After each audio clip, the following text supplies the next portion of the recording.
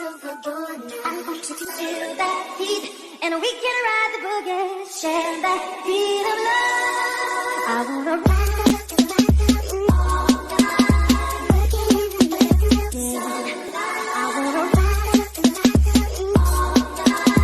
boogie in the rhythm. I wanna ride boogie in the rhythm. I wanna. Do you remember that one night when we fell in love? The way we act felt so right, 'cause we.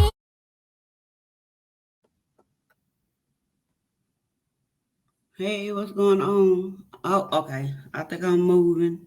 All right.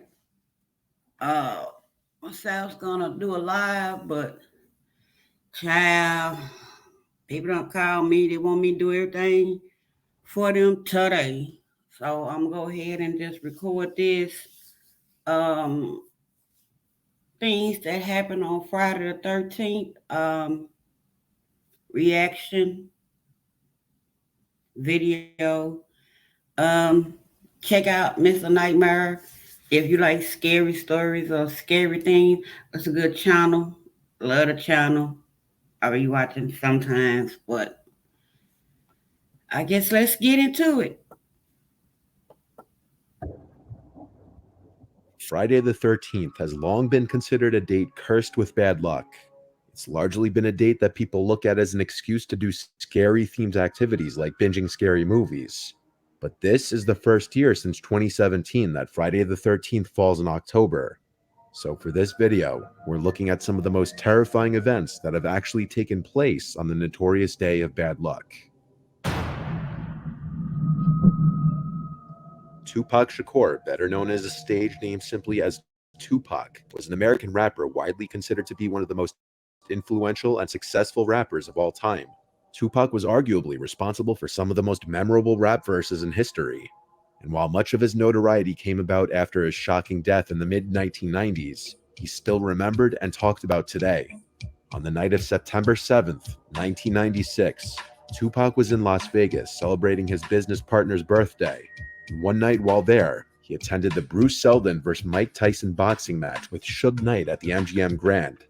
Later that night at about 11:15 p.m., while at a stoplight, a white four-door Cadillac sedan pulled up to the passenger side of Tupac's vehicle, and an occupant rapidly fired into. Okay. Um, now, I noticed they said that picture with him and Suge Knight, I'm thinking that's a BMW or Benz, whatever car that was driving, that black photo car. If you really paid attention to that car, if that's the last picture he took, or some fans was going by, and this is what I heard allegedly, they saw him and took that picture. If you notice, there's no key in that ignition. And I don't think they had push start cars back in the early 90s, I would say. 95, 96, whatever you got allowed in. They didn't have push start cars. And if he was on the Vegas Strip, why is there no lights shining in that front windshield? I always wonder that since I saw that picture, and I'm like, no keys in that ignition. There's no lights through that front window. What was that picture took? Because it couldn't have been taken on Las Vegas Strip, which I know been to Las Vegas. But I'm pretty sure the Las Vegas Strip ain't that dark. I always wondered that, like, hmm. But alrighty, let's continue. to the car. He was hit 4 times, once in the arm, once in the thigh, and twice in the chest, with 1 bullet entering his right lung. Tupac succumbed to his injuries 6 days later on September 13th, which was a Friday. The case went unresolved, with people suspecting his friend Suge Knight and even rapper Biggie Smalls of the murder. But recently, on September 29th, 2023, 60-year-old Dwayne Keith Davis was charged in the killing of Tupac. Dwayne is not accused of being the one to pull the trigger that night in Las Vegas, but he is, however, being accused of having been the one to call the hit on Tupac. The trial is still currently in progress.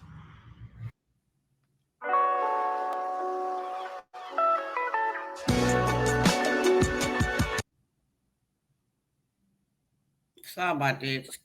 I ain't got to skip ahead, but okay. A lot of people refuse to fly on Friday the 13th. And while that may come down to pure superstition among some people, there have been a few tragedies in the air on this day. In October 1972, on Friday the 13th, a plane heading to Chile was forced. Now, I'm not finna sit here and make up no stories, but me and flying ain't one of them. I don't do heights. I'm scared of heights. I never thought about getting on no plane. And I know a lot of people say, well, well, you get unalive in a car crash, more than you would if you're in a plane. Yup, on that plane, I'm falling 35, 40,000 feet, and there is nothing I can do except free fall coming down out that sky. I would take my chance on a train, bus, or a car before I get on that plane. And I don't care who on that plane. I ain't getting on it. I'm good. Nope, not me. To crash land in the Andes Mountains. The flight was carrying 45 passengers and crew, including 19 members of the Old Christians Club rugby union team, along with their families, supporters, and friends. 3 crew members and 9 passengers died immediately. Several more died soon afterward due to the frigid temperatures and the severity of their injuries. Survivors of the crash hid in the wreckage for warmth and were eventually forced to cannibalize and eat deceased passengers to survive. A rescue team was sent out, but the mission was called off after 10 days. However, 72 days after the crash, as the weather improved with the arrival of late spring, 2 survivors climbed a 4,700-meter mountain peak without gear and hiked for 10 days into Chile to seek help, traveling a total of 38 miles. The 2 men were able to alert authorities that there were still 16 survivors trapped in the mountains, leading to their rescue. But believe it or not, on the exact same Friday the 13th as this plane crash, the same exact date, was another plane crash that killed all 100. Whoa. Wait a minute. I think I heard about that. I think they made that into a movie about them people crashing into that mountain or hillside, whatever they crashed into, and that they had to eat the other people to stay alive.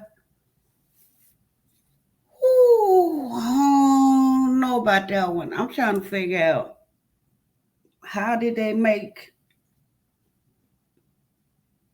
fire to even, I would say, melt that snow for water, or even to eat them people. I guess when you hungry, you gonna do what you gotta do to survive. I think I read about that about that story. I don't know. I don't know about that one, but no. 164 passengers and 10 flight crew. It was Aeroflot 217, The plane needed to land due to horrible weather conditions, but crashed upon landing in Russia just 3 miles away from the runway. The exact cause of the crash could not be determined, but it's speculated that it was largely to do with simply human error. Casualty-wise, it is one of the worst plane crashes in history. While these incidents are incredibly rare, perhaps there is a reason flights are cheaper on Friday the 13th. If you're not superstitious, perhaps it may be worth it. But now we move from the sky to the sea. Yes, I see. Also, I'm talking about that right there. I got a problem with that right there. That free falling out there sky, and it's like ain't nothing you can do. I'm not gonna be able to do that.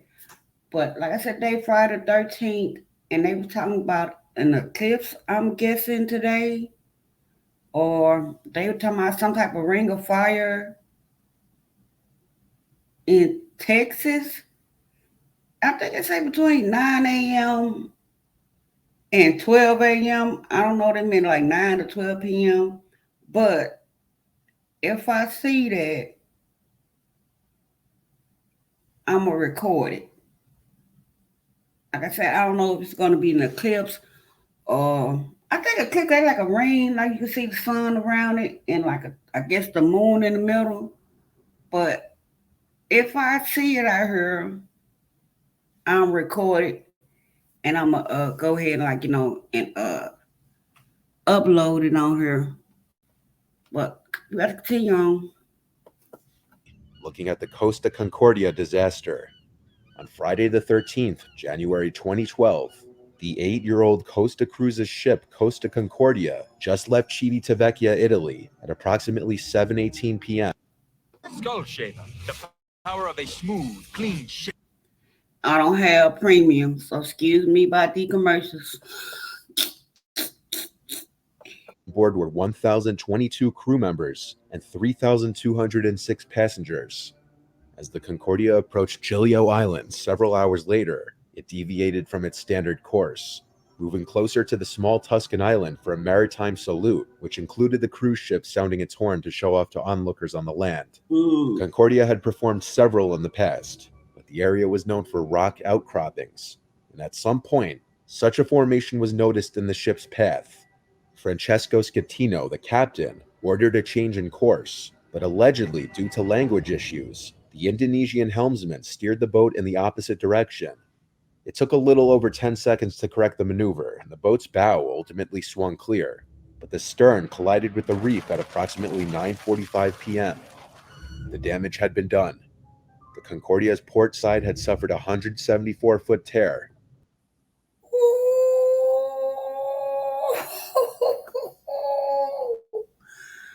I saw the cruise ship, Whoa. I saw Titanic. Planes and cruise ships. The planes, I'm most definitely not doing. But them cruise ships, yeesh. What about the people that's at the bottom? See, that right there, it'll make my nerves bad. I know how to swim. My dad was in the Navy, and he told us how to make flotation device out of, I guess, your pants and your shirts and stuff like that. But it's sharks out there in that water, and then it's dark. I ain't gonna be able to do it.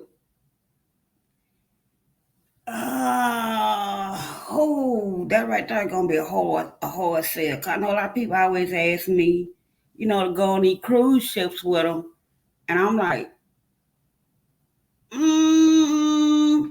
don't know. Might be a hurricane floating out there on that water. That right there can happen where the boat will hit something and start sinking, and then there ain't enough boats for everybody. I promise you, I'm pushing somebody out one of them boats. I'm getting up in now. Because y'all going to have me bit and messed up at the same time. I got to jump in that water and go swim to one of them boats. I'm getting in that boat. Good luck. I'm good. This caused the ship to list and then partially sink, landing unevenly on an underwater ledge. Although a 6-hour rescue effort brought most of the passengers ashore, 33 people died, 27 passengers, 5 crew, and later a member of the salvage team. An investigation focused on the shortcomings in the procedures followed by the Concordia's crew and the actions of the captain, Francesco, who left the ship prematurely, leaving behind about 300 passengers on board the sinking ship, most of whom were rescued by helicopters or motorboats in the area. Schettino was found guilty of manslaughter and sentenced to 16 years in prison. Despite receiving criticism, Costa Cruises and its parent company Carnival Corporation didn't face criminal charges. The total cost of the disaster, including victims' compensation, refloating, towing, and scrapping costs, is estimated at $2 billion, more than 3 times the ship's original $612 million construction cost. The cruise line offered compensation to passengers to pay for all damages, including the value of the cruise. Only 1/3 of the survivors took the offer. This remains the biggest modern cruise ship catastrophe. I'm sorry. I don't like that captain ship. If that ship going down, I'm gonna let y'all know the ship about to sink. I suggest you get on the boat, get the hell up out of here, cause I'm gone. Want to know how long it takes me to send money directly to bank accounts around the world using Western Union? Just like that. I'm sorry about that, but I'm talking and just start playing. Like I said, I'm like that captain. I'm gonna let y'all know, hey, boat going down. And I'm out. I ain't got time to see if you trying to get to the boat. I ain't trying to figure out what you trying to do about that situation. I know the captain's supposed to go down with that boat, but I ain't one of them captains that's gonna go down with that boat. I'm sorry. I'm gonna holler 3 times. The boat is sinking. Get off. The boat is sinking. Get off. The boat is sinking. Get off. After that 3rd time, y'all be like, where the captain at? I'm gonna be in one of them boats floating out that way. Which, well, hope I have bullhorn. Save yourselves, because I'm sure about to save me.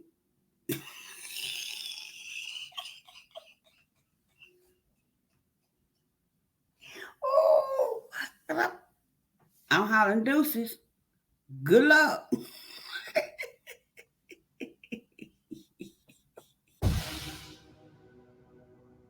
David Anthony McGreevy was born in Southport, England in 1951 to Bella and Thomas McGreevy. David was the second oldest of 6 children. Since David's father was a sergeant in the British Army, a lot of his childhood was spent moving from one army base to another. This could mean that one year he was being educated in an army school in England, the next in Germany. According to David's mother, living in Germany was his happiest time. David's mother, Bella, later said she could only remember one childhood incident of concern, as David was otherwise allegedly well behaved. In 1967, 15-year-old David left school and enlisted in the Royal Navy. However, he was dismissed from the Navy in August 1971 after being court-martialed for starting a fire that destroyed a mess wardroom. David then I know I gotta keep stopping and talking. You know, you can't play video straight through, you know, the YouTube rules. But the day he got kicked off that boat, hey, that's the month and the year I was born, August 71. What's really going on? Oh, what they about to say. Oh, what they about to say about this nut. He done got kicked off the boat on my birthday. Child, well, I don't know. The month I was born in, August of 71. See what it's about to go.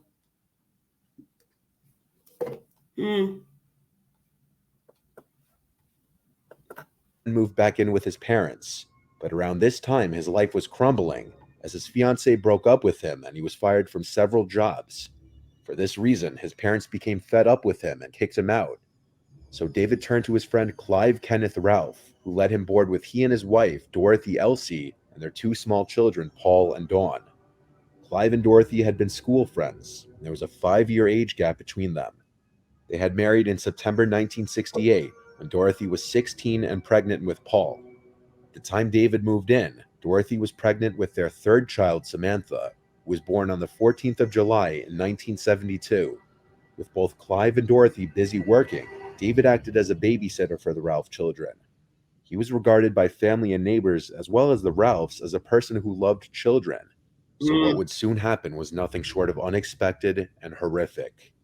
On Friday the 13th, in April 1973, Elsie was picked up from work by Clive, who had left home late with the children all asleep. When the couple arrived at their home, the police were already there, and they escorted them to the police station, where they were told of the horrible truth that their children had been murdered. So what happened? Well, David was known to be a heavy drinker and sometimes a... I know it. I know it. I know it. I know it. When they talking about some kids left them now, I knew where they were going with that situation. Oh, you can't let everybody babysit your kids. I don't care how long you been knowing that person. You can't let nobody watch kids. Get out here crazy. violent drunk. He had gone to a nearby pub earlier that evening with a friend, and he had 7 pints of beer. The two men had played cards and darts, though a small altercation took place prior to leaving the pub. Clive picked David up from the pub and brought him to look after the children, while Clive went to get Elsie from work. Sometime between 10:15 and 11:15 p.m., David, while completely wasted, became infuriated with the children, beginning with the baby, Samantha, who had been crying for her bottle. David violently killed the 3 children, each in a different yet brutal manner. After killing the 3 children, David went down to the basement and retrieved a pickaxe to further mutilate their bodies. David was arrested by police at 3:50 a.m., walking on a road near the Ralphs' home. Upon his arrest, David initially denied any responsibility, but several hours later, he admitted to the murders, with his only explained reasoning disgustingly being simply that the baby was crying. David was sentenced to multiple life sentences with minimums of 20 years, and in prison he was subjected to frequent abuse by other prisoners, and he spent most of his 45 years behind bars in protected conditions. In December of 2018, a parole board cleared David for release, declaring that he had changed significantly and he was no longer a risk. Hold up. You telling me you're unlocked 3 kids?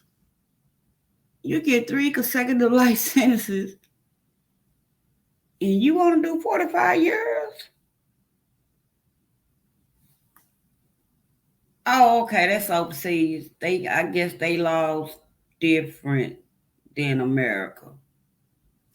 How you get 3 life sentences with parole? And he got out. I'm gonna be quiet. Yeah, cause it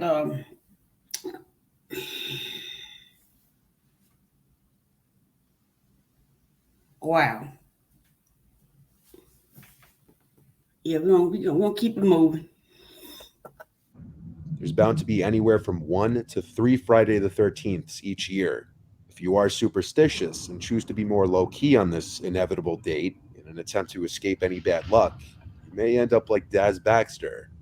On Friday the 13th in 1976, Daz decided to just stay in the bed for the day to avoid anything bad happening, only to be killed when the floor of his apartment block collapsed under him. There's countless other stories and examples of misfortune and downright tragedy that's happened on Friday the 13th, but this could be said for literally every other date on the calendar. At the end of the day, maybe it's just another day.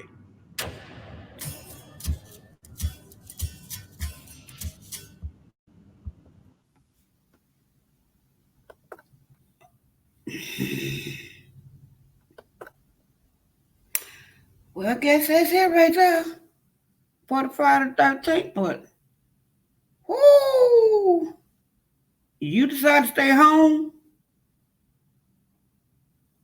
and then your house clap? Man, sir, you was lying to me. Wow. I'm pretty sure he wished he probably left that house that day. But yes, and check out Mr. Nightmare channel. He a good channel. Give him a like and subscribe. He have good stuff. If you like scary things, I love watching scary movies. I listen to scary podcasts. And I'll say about 5 minutes, 5, 10 minutes, I'm sleep. I can sleep listening to that all night. Like a scary podcast. Somehow I will sleep like peacefully. I mean, I'll be asleep and be knocked out and won't wake up unless I don't hear nobody talking anymore. I'll wake up. Then I'll flip it on something else. Then I'll sit there and I'm right back to sleep. For some reason, listening to scary stories. Yeah, I guess I'll say it depends on who talking. I like Les Reed. He got a channel that's on YouTube. I like his channel. I like his voice. His voice is like when he tells like scary stories, it just sounds so relaxing to me, and I can just sit there and just out. But again, happy Friday the 13th. Um, Blessings to everybody. I pray everybody have a good day today. Nothing too crazy, I heard. But like I said, I was gonna go live, but family members calling me when they need help. They need my help doing this, that, and the third. And ain't no telling if I come back, if I have my little nieces with me, because I know when I come around, they're gonna want to cry to get to me. And they 5 and 6. But again, y'all have a good day, and I will catch y'all next time. Bye.